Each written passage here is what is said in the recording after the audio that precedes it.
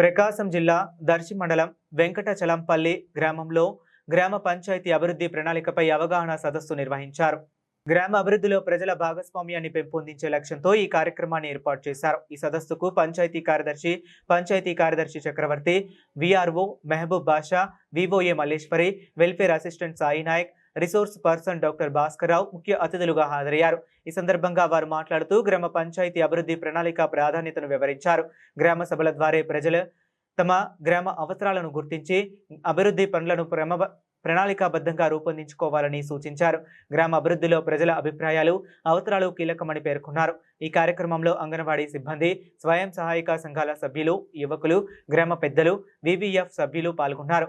తాగునీటి సమస్య, సీసీ రోడ్ల నిర్మాణం, పారిశుద్ధ్య నిర్వహణ, భూగర్భ జలాల పెంపు వంటి స్థానిక సమస్యలపై విస్తృతంగా చర్చించారు. 2026-27 గ్రామ పంచాయతీ అభివృద్ధి ప్రణాళికలో ఈ అంశాలను ప్రాధాన్యత ఇవ్వాలని గ్రామస్తులు తీర్మానించారు.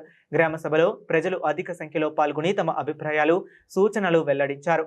ఈ కార్యక్రమాన్ని పుల్లయ్య నిర్వహించారు. గ్రామ అభివృద్ధి కోసం ప్రజలు చురుకుగా పాల్గొనడం అభినందనీయమని అధికారులు పేర్కొన్నారు.